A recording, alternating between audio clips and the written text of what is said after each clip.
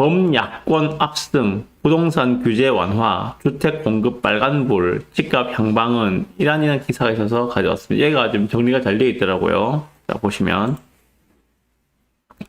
자, 22대 총선이 야권의 압승으로 끝난 가운데 이런 선거 결과가 부동산 시장에 미칠 영향에 관심이 쏠리고 있다. 이런 기사 많이 보셨죠? 예, 많이 나왔습니다. 일주일 동안.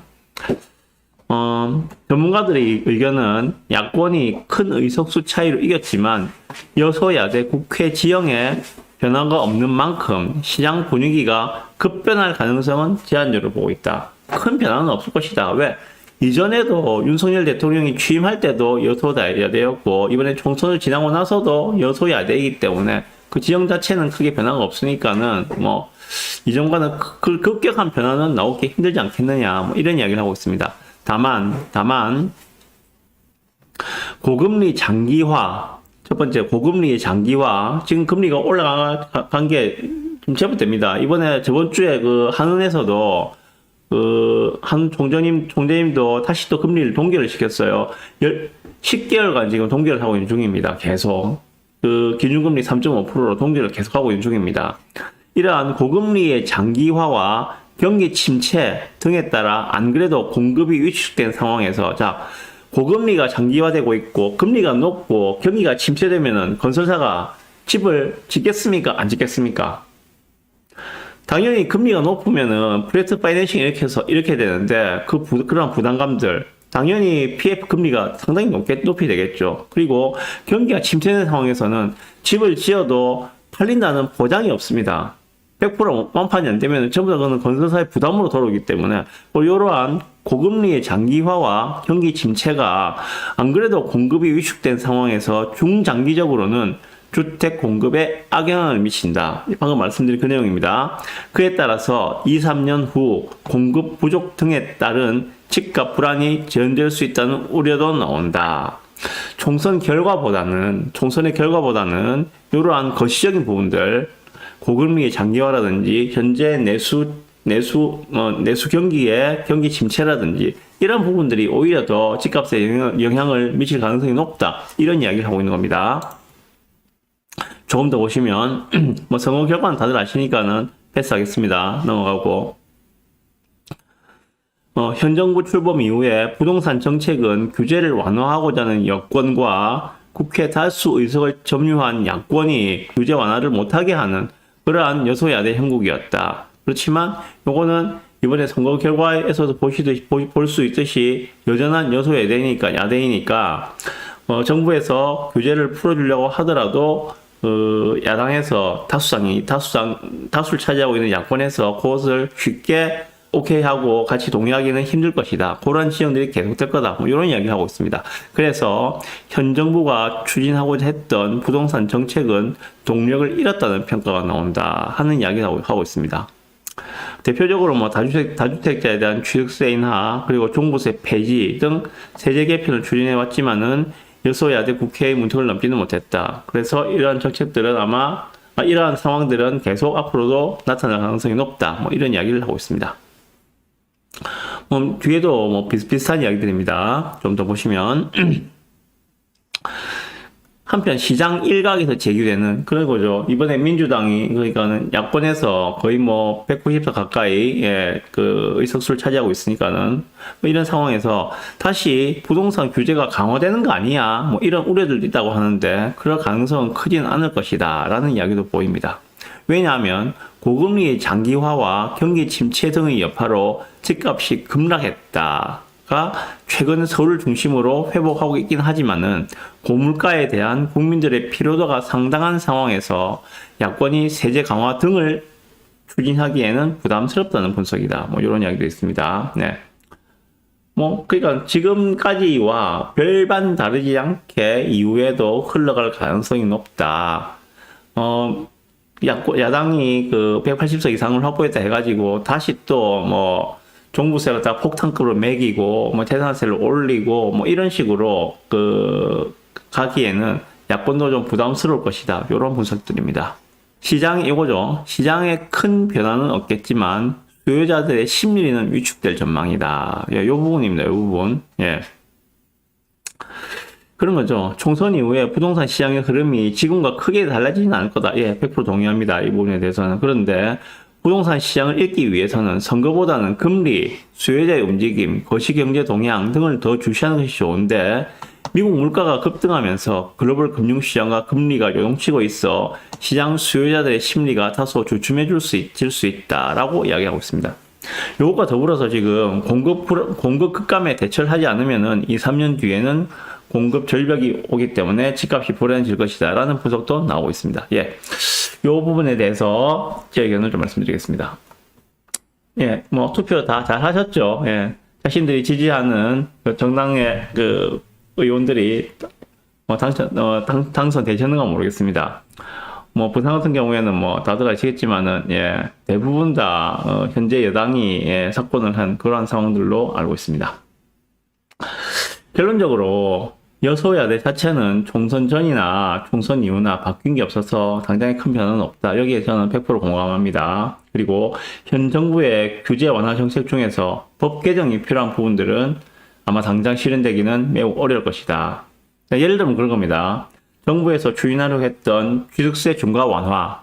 현재 2주택까지는 취득을 할 때 취득세가 1.1%예요. 그런데 3주택이 되면은 2주택자가 하나를 더 취득하려면은 8%입니다. 취득세가.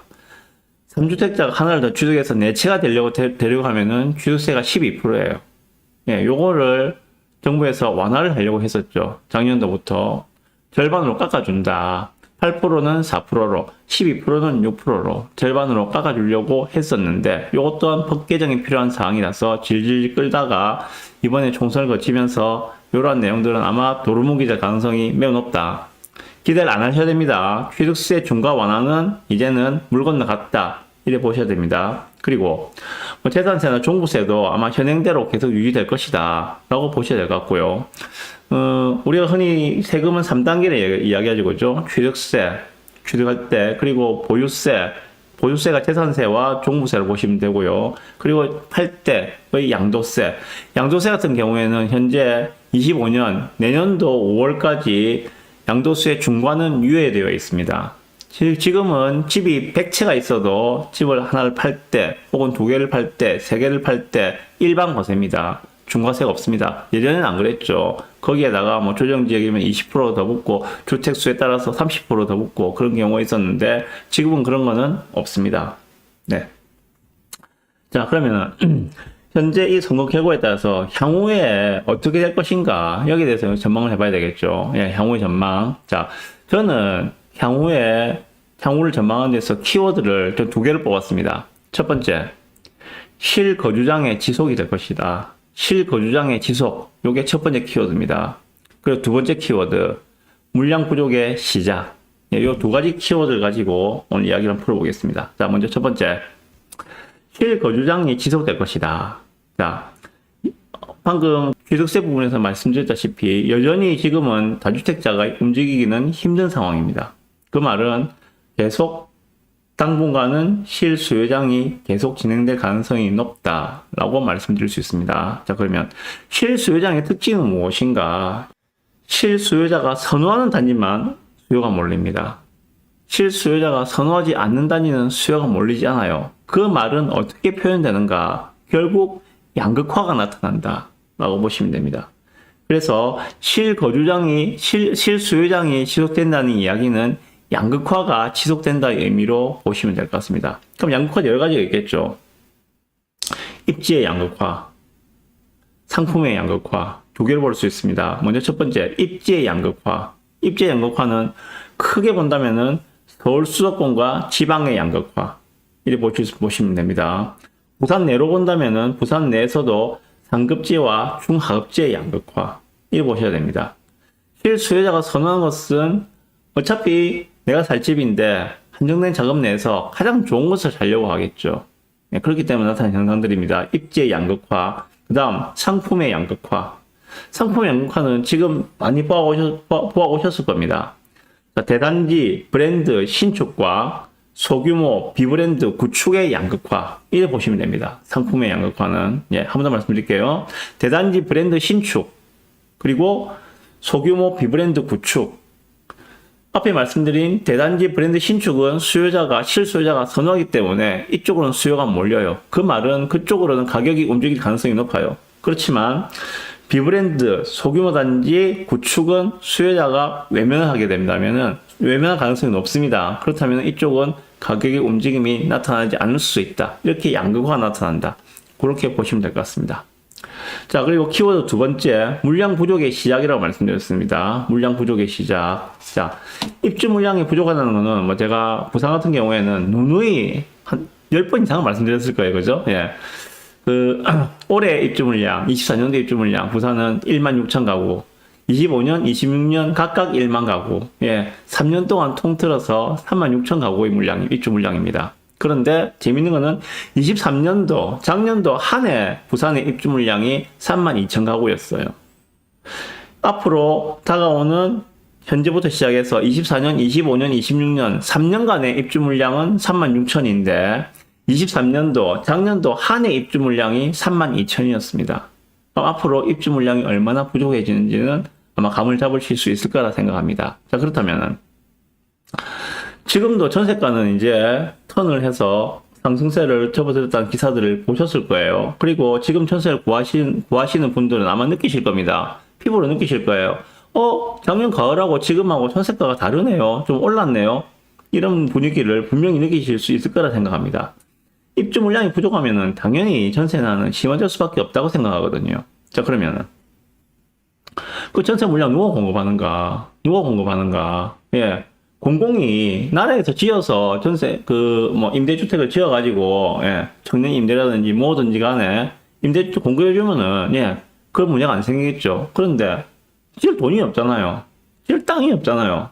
돈이 없으니까, 결국은, 그러한 전세 물량을 감당해주는 부분들은, 결국은 다주택자가 집을 사서 그것을 전세 물량으로 공급을 해줘야 됩니다. 그런데, 다주택자가 진입할 수 있는 길들을 다 막아놓은 상황이죠. 일단 주유세부터 먼저 막혀 있으니까 다주택으로 가고 싶어도 지금 갈 수가 없는 그런 상황이 아닌가라는 생각이 듭니다. 자, 그렇다면 저는 이런 부분을 갖다가 정책적 공급이라고 이야기하는데 다주택자에 대한 진입 장벽을 풀어야지만이 정책적 공급이 가능하지 않겠는가라고 생각이 들거든요. 일단 제 생각입니다, 그거는요. 그게 아니라고 반박을 하신다면은, 예, 그분 말씀도 맞고요. 지금처럼 다주택자에 대한 규제가 풀리지 않고 있는 상황이라면은, 전세가 상승은 이후에 입주 물량 부족 구간에서 더 가파르게 진행될 것이다. 라고 생각이 듭니다. 전세가가 오르면 어떤 현상이 발생하는가? 잘 아시죠? 전세가는 매매가에 선행한다. 전세가가 움직이면 적어도 부산에서는 매매가도 같이 움직여달라. 그렇게 생각을 하시고 대처를 하셔야 될 것 같습니다. 키워드 두 가지를 말씀드렸어요. 그죠? 실거주정이 지속될 것이다. 이는 곧 양극화로 귀결된다라고 보시면 되고요. 자, 물량 부족이 시작될 것이다. 물량 부족이 시작되면 결국은 전세가가 상승할 것이다. 저는 앞으로의 상황들이 이렇게 진행되지 않겠는가라고 제 뇌피셜로 생각하는 겁니다. 네. 이런 의견도 있다라고 생각하시면 될 것 같고요. 자, 그러면은 향후 전략은 어떻게 짜야 되는가? 향후 전략을 이제 고민해 봅시다. 자, 먼저 첫 번째 다주택자입니다. 다주택자 분들은 예를 들어 최소 집이 3개, 4개, 5개 이렇게 있으신 분들은 가능하면은 똘똘한 2채 정도까지로 좀 주택수를 압축해서 세팅하시는 것이 어떨까? 모난이들은 좀 처분하시고 주택수를 압축해서 한 2채 정도로, 예, 그 정도가 좀 가장 적당하지 않겠는가라는 생각이 듭니다. 언제 또 종부세라든지 이런 부분에 대해서 야당이, 예, 다시 법안을 갖다가 통과시켜서 다주택자에 대한 압박을 가할지 모르기 때문에 일단 다주택자 분들은 좀 몸을 가볍게 한 2채 정도까지, 똘똘한 2채 정도까지로 좀 주택수를 압축을 하시는 게 좋겠다 말씀을 드리고요. 그리고 1주택자분들은 제가 앞으로 양극화가 계속 더 심화될 가능성이 높다고 말씀드렸습니다. 그렇다면 가능한 상급지로 갈아타시라. 그것도 실수요가 선호하는 대단지 브랜드 신축으로 갈아타시는 것을 좀 권해드리고 싶습니다. 그리고 세 번째, 무주택자분들은 가용 범위 내에서 가장 똘똘한 내 집 한 채를 마련하시라. 앞에서 말씀드렸지만은 공급 부족이 시작되면은 전세가가 움직일 가능성이 매우 높다고 말씀드렸습니다. 전세가가 움직이면은 매매가의 상승도 따라온다고 말씀드렸어요. 그렇기 때문에 무주택자는 가용자산의 범위 내에서 가장 똘똘한 내 집 한 채를 마련하시라. 가능한 상급지를 가시되, 그렇지만은 내 돈이, 자금 여력이 안 되고, 내 거주 여건, 내 직장이 그 상급지가 아니고, 그 외곽 지역에 있다면은, 그 중하급지라 하더라도, 예를 들면 사상구라도, 사하구라도, 그쪽에서 거주해야 한다면은 그 지역의 대장 단지를 먼저 매수 고민하셔라. 이렇게 말씀을 드립니다. 네.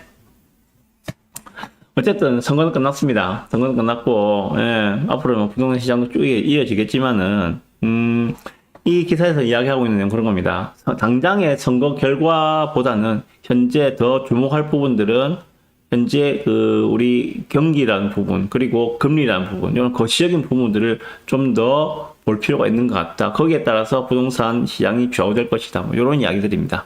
네. 어쨌든 내 집 마련 하실 분들, 그리고 갈아타기 하실 분들, 그리고 투자자분들 명 판단을 하셨으면 좋겠습니다.